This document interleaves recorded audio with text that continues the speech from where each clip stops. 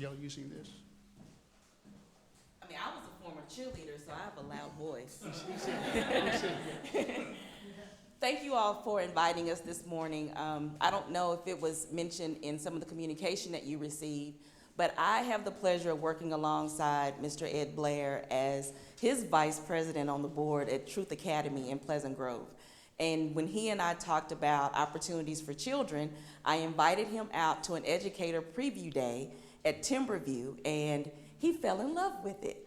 And so I hope after you hear our presentation today, you will fall in love with it as well. And as we were introduced, our CEO, Mr. John Siburt, is here. And so we're going to open up with our manifesto video that we hope will capture your heart and give you an idea of who we are.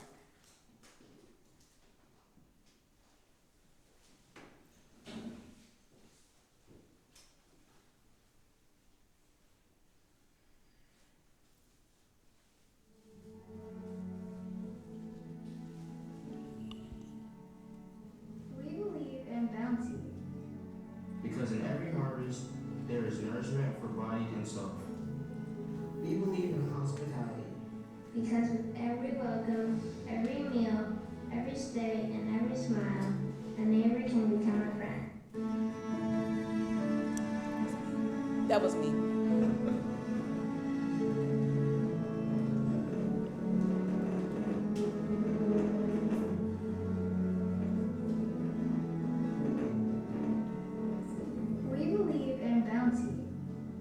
Because in every harvest, there is nourishment for body and soul. We believe in hospitality. Because with every welcome, every meal, every stay, and every smile, a neighbor can become a friend. We believe in rest. Because the restoration of the spirit matters. And it can happen through actions big and in the details small. We believe in education. Because the work of learners, young and old, is never finished. We believe in generosity. Because everyone has something to offer. We believe in community. Because when people gather with a shared purpose, they discover the path to deeply rooted life. At Timberview Farmstead, we strive to cultivate community in every action we take. Through nature, fellowship, community, and family. Let all who come here leave with a spirit nourished and a heart full.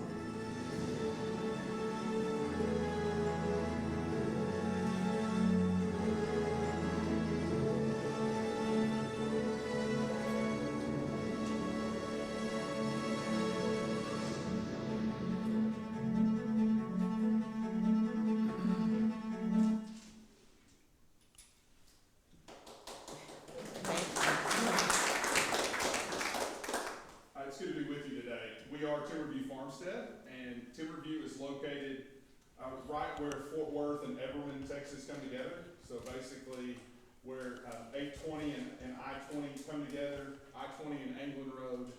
You just take that exit, so you're in the middle of the freeways in DFW, and you just go a few minutes south, and all of a sudden you're in this huge, large, rural feeling escape that is Timeberview Farmstead. So it's 155 acres. Used to be the Timeberview Golf Course. And so we purchased the old Timeberview Golf Course and are turning it into this teaching farm and this experience where kids and families can learn, grow, and belong. And in my experience of doing this kind of work, both coming out of a background as a pastor, being driven by faith, and being called to the margins of our city, I've learned some things over the years about kind of how we approach this work. I talk about often with folks that if we're not careful, American Christianity is what I call sloppy agape, that it's more American than it is Christian. And so when you look at the history of our country and people with a reformed theology coming over here to have freedom to practice their religion, and their theology says that there are people that are lost and there are people that are found. And then how do you decide who those people are?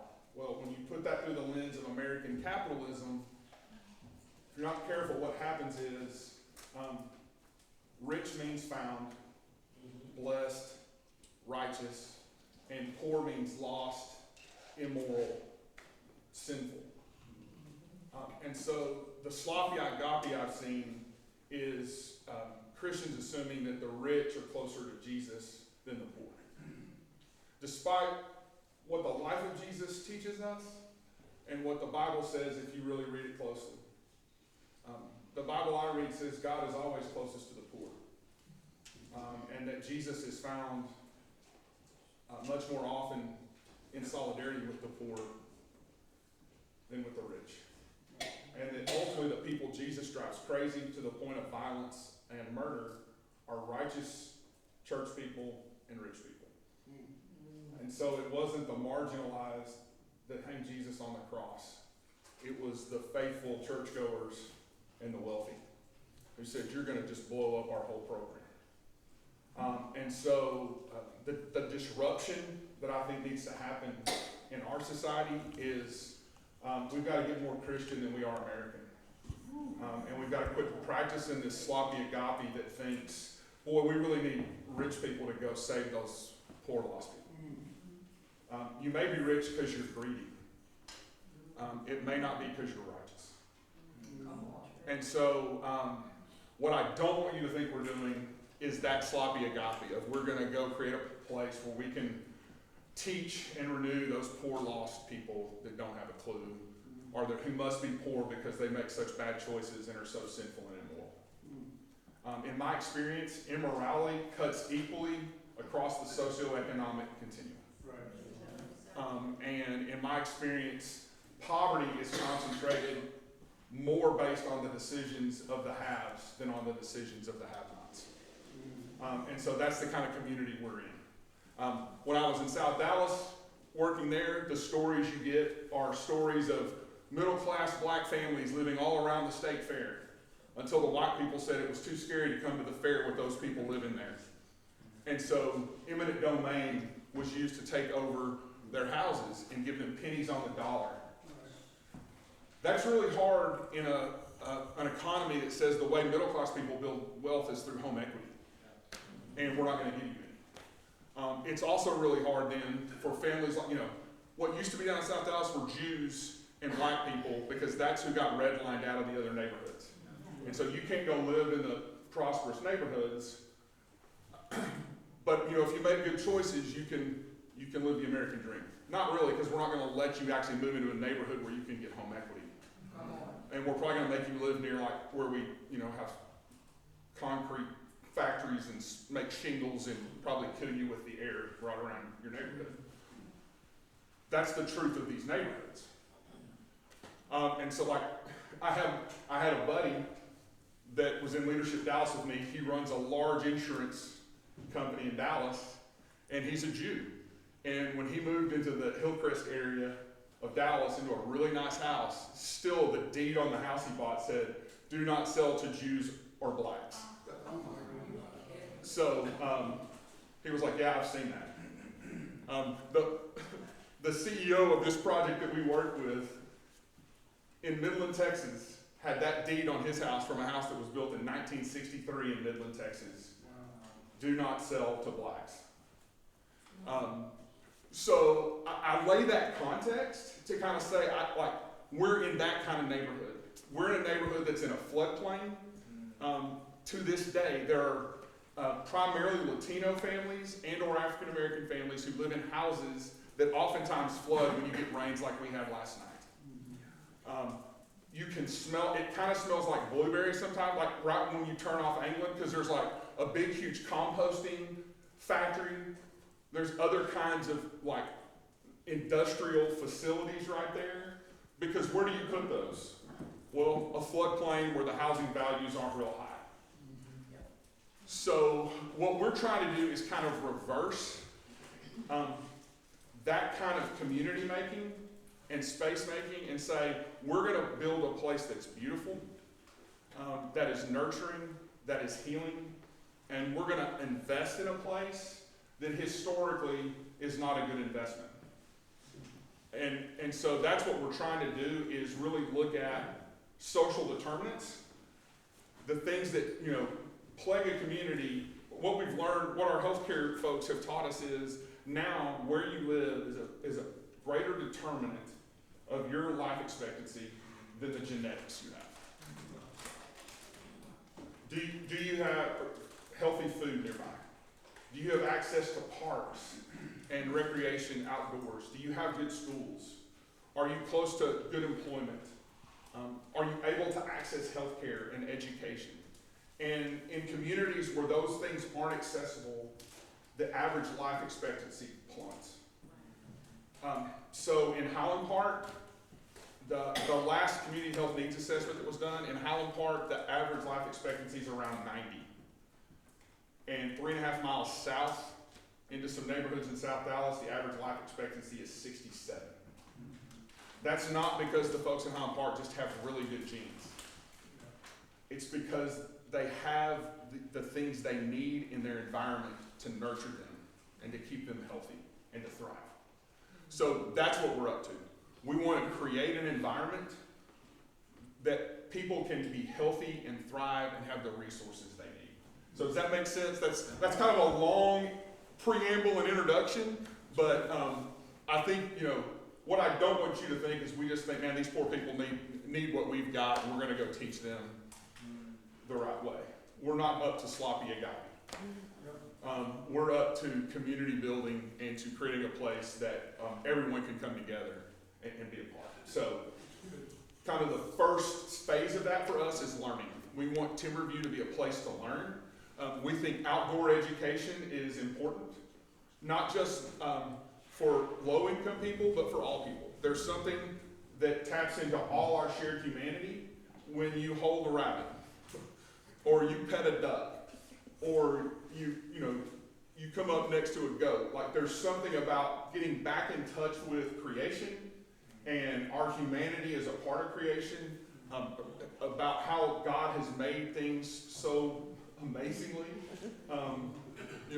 You hold a duck and go, wow, like, they don't have blood vessels really in their feet, so like that's why they can like sit on a frozen pond and not get frostbite. And they have these little teeth that like they can suck up the water, and it holds the plankton that's on the water so they can actually get nourished. And like all these things, like you have a goat that can rear up and kick, and it's like, well, God made that goat to get up on its hind legs to actually feed off trees and forage. And you're like, well, that's pretty amazing. So all these kind of aha discoveries that kids probably don't have playing PlayStation 5, that probably aren't on their iPhone, but you come into real world, real life, and you can taste and touch and feel produce in our greenhouse, and you can pet a bunny, and you can just see the wonder of God's creation. And so learning is a big part of what we're up to. We want to educate and empower kids and their families.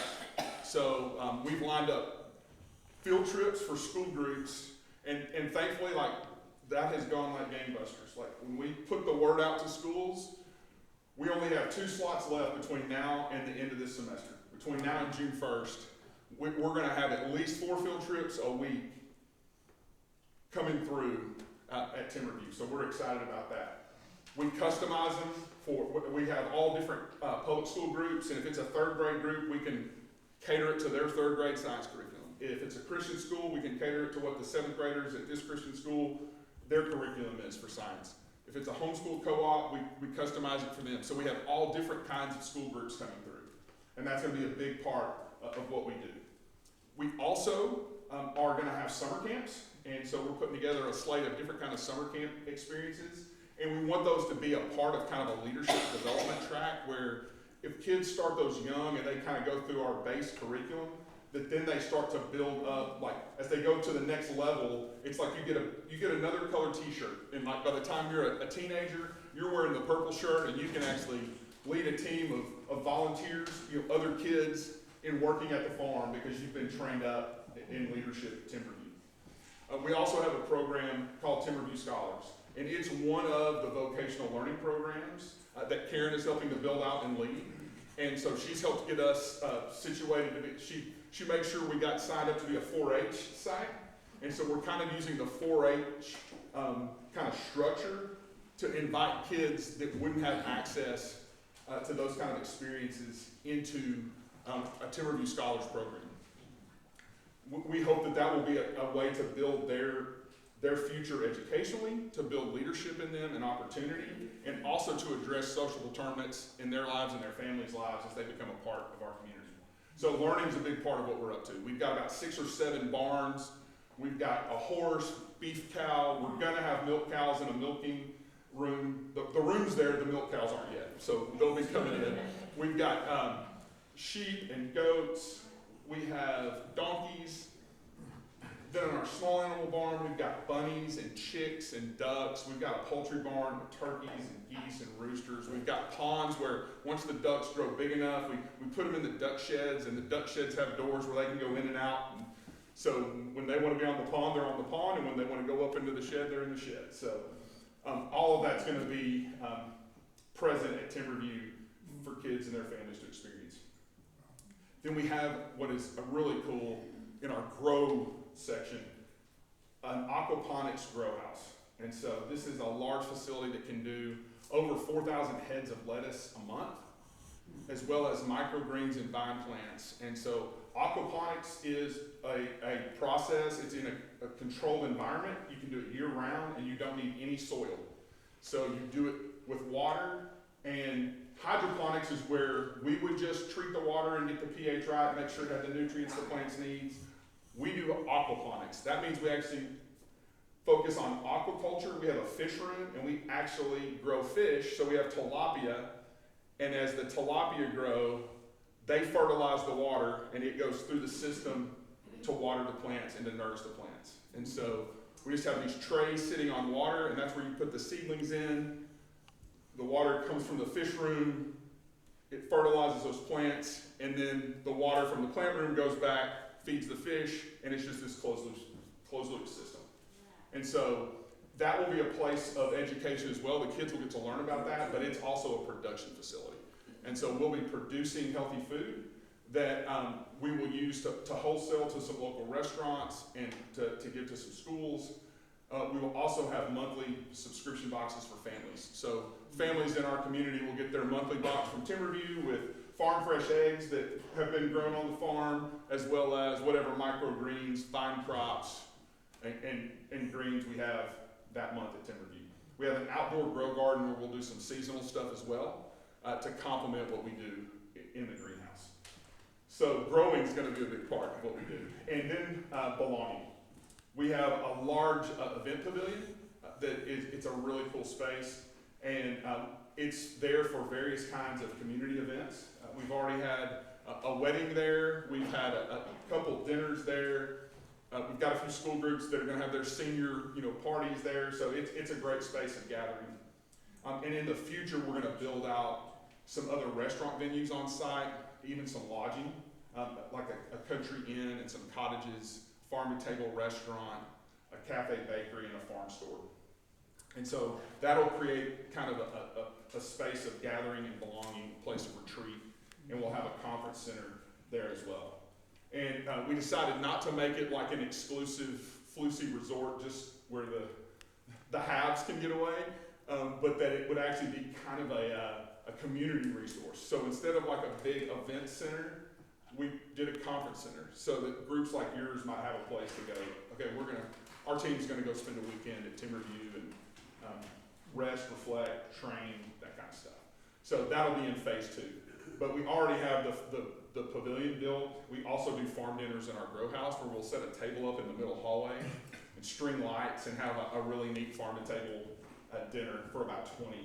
So there's venues like that where we can do some really neat stuff in terms of belonging. So those are kind of our 3 linchpins of what we're up to: learn, grow, belong.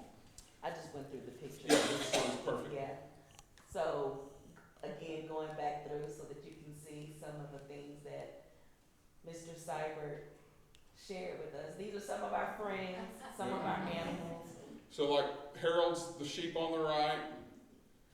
That's Tracy. Is that Tracy at the top? Yes. That little goat at the top was a triplet, and we named them Uno, Dos, and Tracy. So that's Tracy, and she's kind of the most social. Her dad Romeo's on the left. And he does like the ladies. That's Margarita, our longhorn, on the left. And then Susanna, our beef cow, and Ava, the horse. Big Jake, the turkey, and he will strut anytime you go near. The middle bunny is Oliver. We don't name the chicks and ducks because It's too many. there's too many and they kind of flow through. Teaching, we have a large animal barn and a small animal barn that they're climate controlled, and they have teaching facilities. They have classrooms in the middle of both of those facilities. And so we will use those as part of our training of kids, but it's also a resource to the community. We're going to have a farm store, but currently we have a pop-up farm shop that we put in the front of our grow house. You can buy merchandise. Yes. All sorts of Timeberview swag.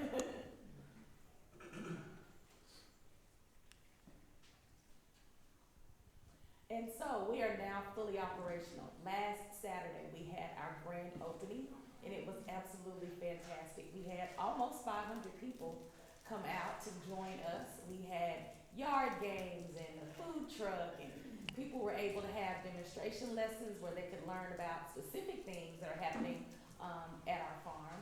I would encourage you to follow us on social media, as they say, like and subscribe. We are on Facebook and Instagram if you would like to go and see some of the pictures that were taken from some of those events. And you'll be able to see when we have other events that are coming up. And we're excited about that. We are now open Tuesday through Saturday to the general public from 10 until 3 o'clock.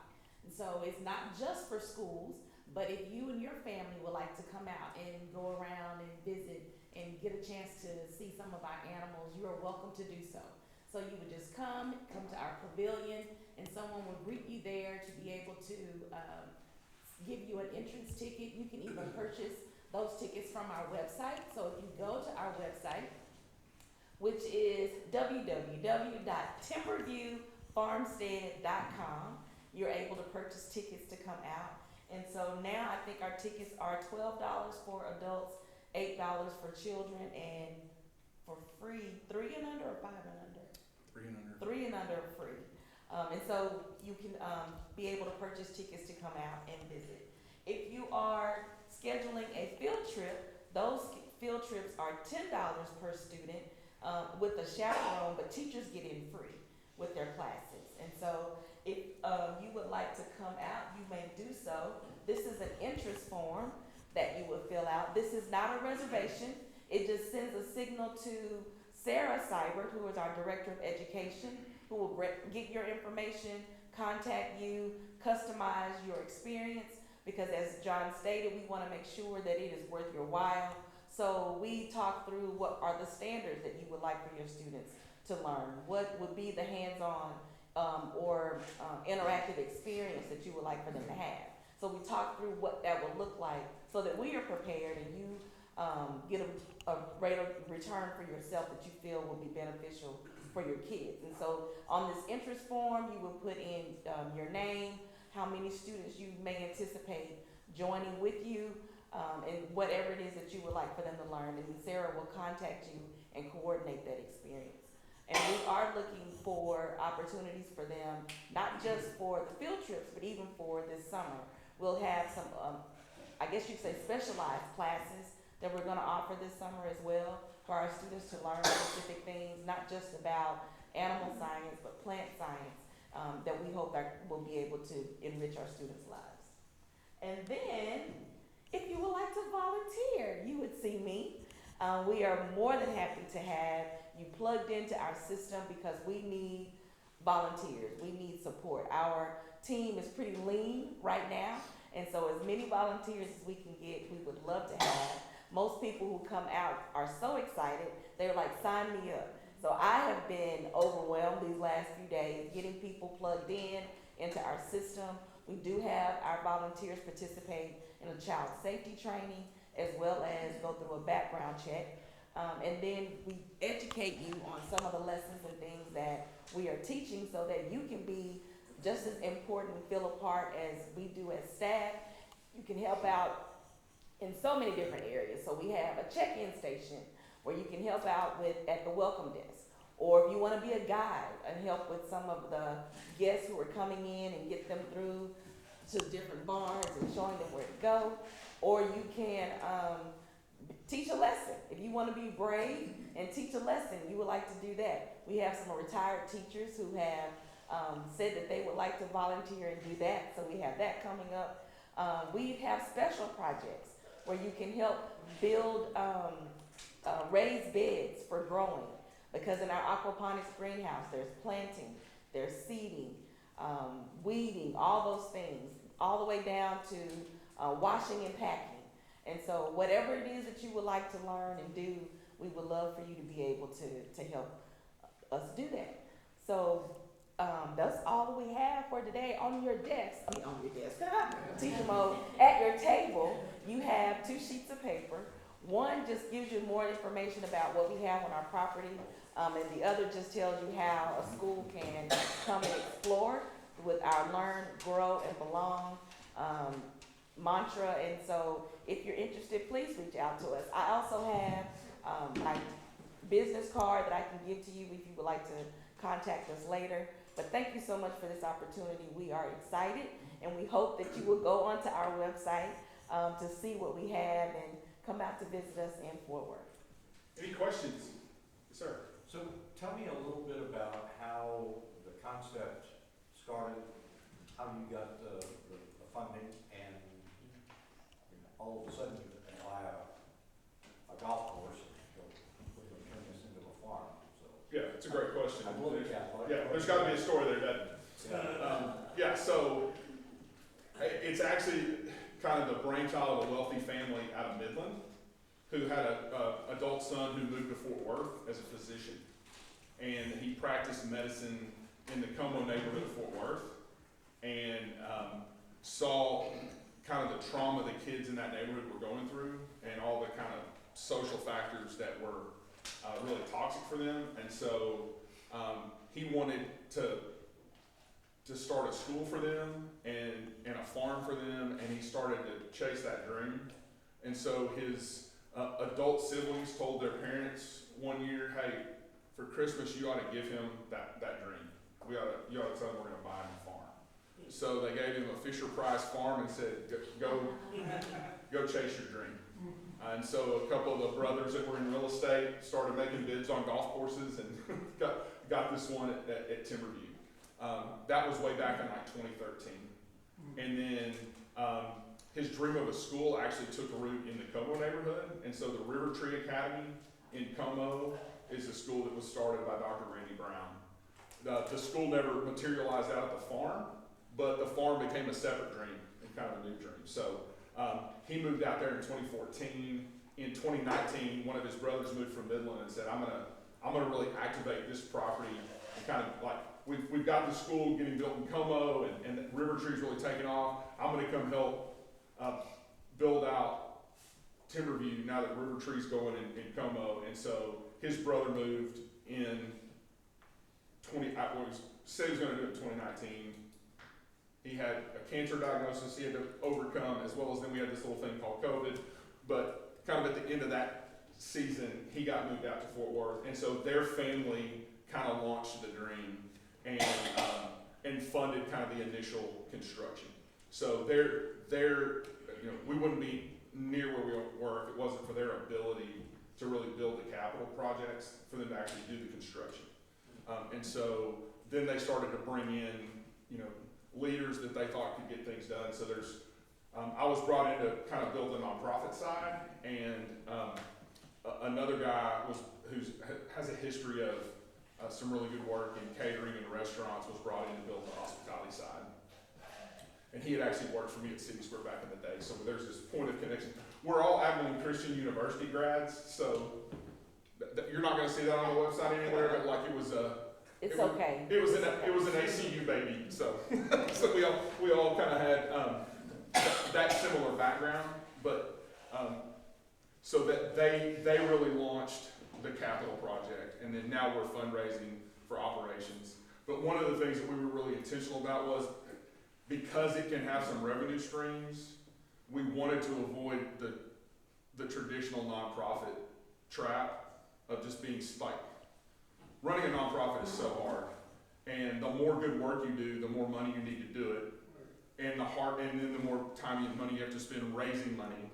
And so, we've been very strategic about trying to say, hey, through the entry fees, the school field trip fees, what we can sell in the produce, we can actually cover operations so that we think within 12 to 18 months, we won't have to fundraise for operations annually. Then any philanthropy we need would be to expand programs.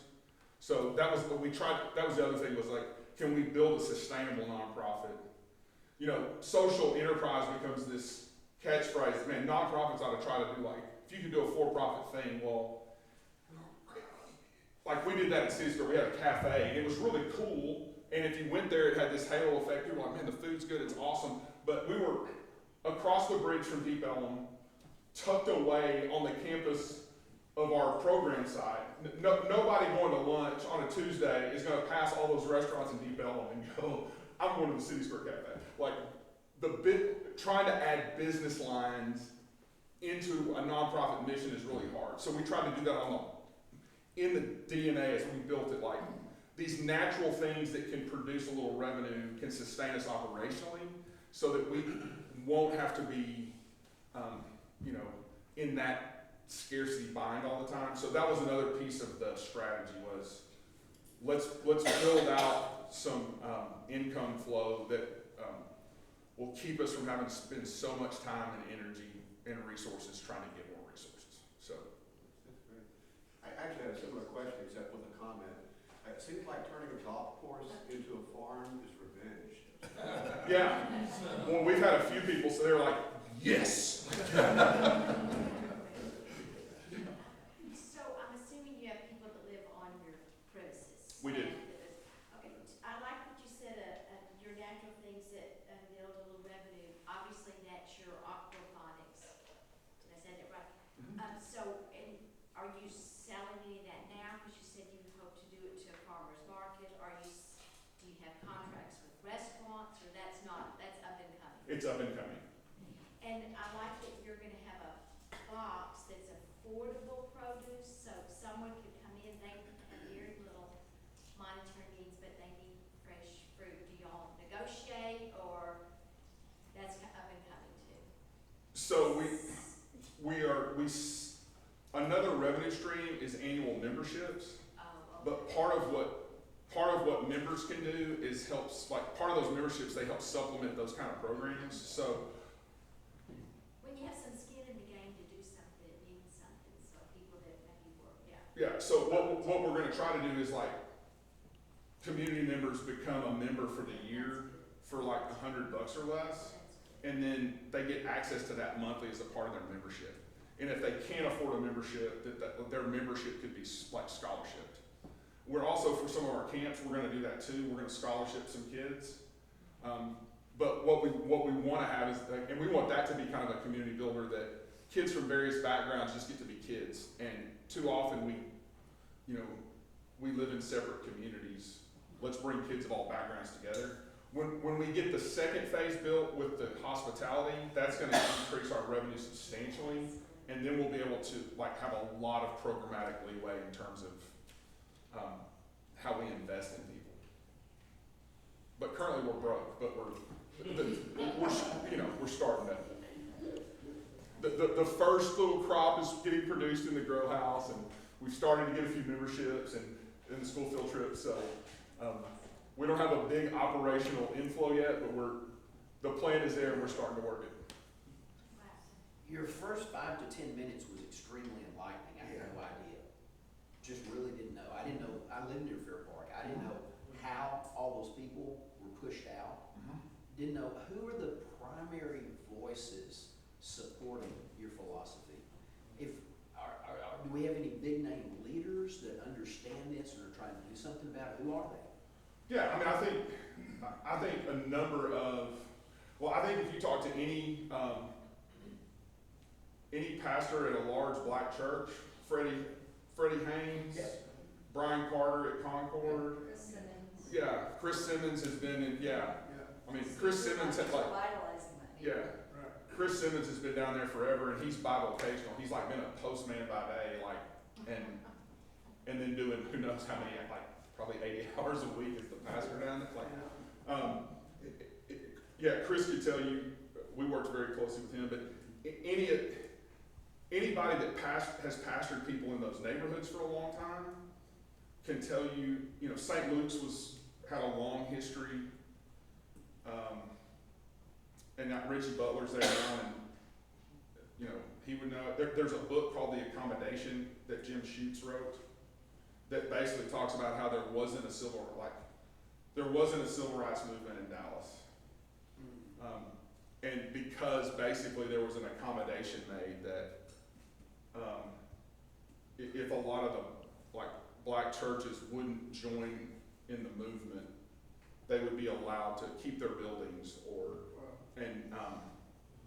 so Peter Johnson's a guy that marched with MLK, and he was kind of a young firebrand that got kind of crossways with some of the leaders in MLK's movement, but he was still close to Coretta Scott King. And so he got assigned Dallas as kind of an afterthought. And he said, when I came to Dallas, the most fiery black preacher was a white Lutheran. Because there had been this, what they call the accommodation. And so that book's a fascinating, enlightening story. Like, basically the deal was like, hey, the largest KKK, basically the largest organized group of the KKK in the country is in Dallas, Texas at that time. It's a very racist city, but we're gonna all pretend like nothing's wrong and we all get along. That's kind of so there aren't these stories of like riots but if you read that book, it was like house by house, anybody that started to speak out against the systemic injustice, all of a sudden their house is burned or, you know, bricks flying through the windows and that kind of stuff. So, but yeah, that's in our collective history of Dallas, and if you don't know it, you kind of wonder why are these neighborhoods the way they are? The Bottoms is a neighborhood in, Pastor Parker has pastored there for a while. It's kind of down near more the Trinity River. They've got a similar story. And then in terms of kind of some of the immigrant Latino families, there's quite a few stories in West Dallas. But yeah, I would say a lot of people that that either pastor and minister in these communities or grew up in these communities know the history. And a lot of the nonprofit community advocates for change, but there's still, in Dallas, there's still kind of the mindset that like, if you want to get funding and support, you can't yell too loud or call that out too much. So I would say in some ways there's still a little bit of a combinationist, like, you know, in my humble opinion. You know, we have South Boulevard, Yeah. which is just south of 30. If you go down South Boulevard, which kind of is right by Fair Park, it's a duplicate of Swiss Avenue. Yep. Prior to World War II, the Jews were not allowed to build north of Interstate 30. We're fortunate one of the missions as part of our group, YWAM South Dallas, has a developer that bought one of those homes and has remodeled it and put them in there for their base of ministry there. But they're gorgeous homes down there. Stanley Marcus and Neiman Marcus lived there prior to World War II. There are some stories like that. Yep. A lot of stories like that. For sure. Yeah, Darren Bacon too, one time. Yeah. No, I was going to ask, Siburt, did you grow up in poverty? I did not. Well, let me say this. I was a preacher's kid. Okay. So we were, I would say we were middle, like my dad was a preacher and my mom was a high school, public school counselor. Okay. And we were in Tyler in East Texas. Yeah. And I would say probably the average church member at our church was more affluent than we were. Yeah. So I would say we were middle class, lower middle class Yeah. in terms of our income. Well, it's not the reason I Yep. asked, I just wanted to, I agree with Doc, what you said, I mean, you gave like a high-level seminary course in just a few minutes about the attitude of God's word towards, poor people.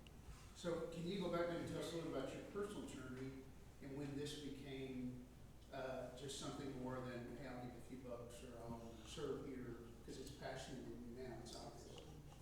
Yeah, I mean, I'll just give you a few snippets of my personal story. So, I grew up in Tyler in East Texas.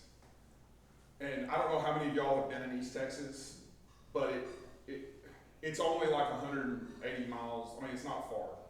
It's not even, I don't know, it's not that far. It's 90 miles away.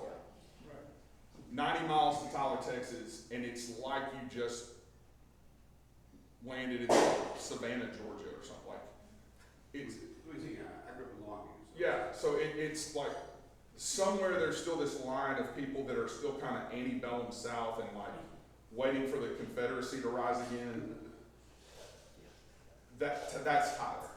So I grew up where like the South Tyler High School where the white kids went was Robert E. Lee High School. And the Northside High School, where the black kids went, was John Tyler. And like during Lee JT week of football, like the white kids would take Confederate flags and go what they called flagging, like driving trucks, taunting the black kids with Confederate flags on that side, and that was the kind of animus. And so, and for whatever reason, that racial tension traumatized, like as a kid, like that seemed so counter to the will of God to me and broke my heart as a child. Like my parents taught me like we couldn't fight, and like I had a black kid on my soccer team that got called the N-word, and it just with like hot tears I punched the guy that did it, and I was like, I'm gonna get like I thought I was gonna get wore out. You know, my dad said, "I'm proud of you." That was I didn't get in trouble. It was like, but it was like, so I would just say that like that was something that was, as a kid I knew that was wrong, and like it was hot tears of grief and anger of like, this isn't okay. And so I think when we moved to West Texas, it didn't have that same antebellum feel. There was an Air Force base, so all these Air Force kids would move in. I was on a basketball team. Half the kids were white, half the kids were black, but a lot of the black kids were like Air Force brats that had moved in from everywhere, and we had a great community. But then we also had this amazing coach who he came in my senior year. And we got along and we were teammates, and we didn't think there was division, but like we had just been socially conditioned that like before and after practice, you hung out with the kids of your race. Well, this brilliant teacher and coach, our first tournament, said pair up for hotels. And we paired up like we had been conditioned to do. White kids together, black kids together. He took a pair of white kids and a pair of black kids, because it was almost equal, and put us together in hotel rooms. Well, by the end of that weekend, when you're goofing off and farting and everything that high school boys do, and there was this, like, we didn't know, we weren't as united as we could be, but now there was like this true brotherhood. And years later, in 2012, when my dad died of cancer, two of the very first people that reached out to me to tell me they loved my dad, and were sorry, were those two black kids that were in my hotel room with me my senior year of high school. James Mays and Kevin Hunter. And James is an accountant, and he lives in the Nashville area. Kevin's in South Carolina in business. They both reached out to me because that's the kind of bond that my coach had the wisdom to create. So those are a couple anecdotes I would say from my childhood and growing up. I'll say in my ministry training, I got trained to basically do the functions of church, but then I also spent some time just in chaplaincy. And so I had an assignment at Parkland Hospital, and I did a rotation there for a semester, and that was life-changing. Yeah. And just one shift in the ER is life-changing, but then also my floor was all the communicable diseases. So my floor assignment was to go up where anybody that had HIV tuberculosis, those, like I had to gown up and mask up for almost every visit. So it's like, oh, I got the leper, like, for our churchy brains, it's like, I'm going in where the leprosy is, like, the unclean. Well, like, one of the closest relationships I made was with a prisoner named Tilly, African-American woman. She was probably 75, 80 pounds. She was itty bitty. And the protocols that Dallas County Jail has when they take an inmate to prison is a guard sits outside by the door, and the prisoner is handcuffed to their bed. So, and her wrists were so skinny, like I thought, I mean, if Tilly wanted to make a break for it, she could probably, like, I don't know what that's doing, but like, sitting with her and just, like, asking her story and hearing her tell me where God had been in her life and what Jesus had meant to her and letting her faith teach me. And, like, those kind of relationships, I think ultimately it was those kind of experiences that led me to City Square and led me to that work. And so that's kind of this Mirandering story of kind of how I think God's formed that in me. Yeah. What do marginalized people wish wealthy people understood about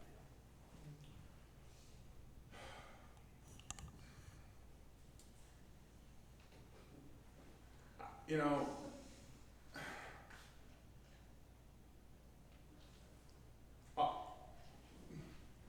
I'll tell a quick story. We had a man named Mr. James that was homeless and got housed at City Square. African American man, he had been a trucker. He cared for his mother. His mother got really sick. His mother died. He went into a depression and grief, the loss of his mother. Ended up not renewing his license to be a trucker, and then getting in trouble with the law for driving without that license, and then ultimately through that loses his house, and then comes to City Square in his house and starts to rebuild his life. And a sweet, well-meaning college student from a Christian university said, "So when you lost your house, is that when you met Jesus?" Or like, he said, "No, I've known Jesus my whole life. Jesus has been with me every day of my life. And in fact, if it wasn't for Jesus, I wouldn't be here today." And he said, just when I became homeless, what my prayer became was, give me this day my daily bread. And every single day, Jesus answered that prayer. I prayed as he taught me to pray, and every single day, Jesus gave me my daily bread. And I asked him, deliver me from this. And I sit here today in my living room to tell you he has. I think what they want us to know is they're children of God, full citizens in God's kingdom, made fully in the image of God, as are we. So there is no they. There's just us. And so I think the othering, you've got to be different, you've got to be other, there's just us. And we're all made in God's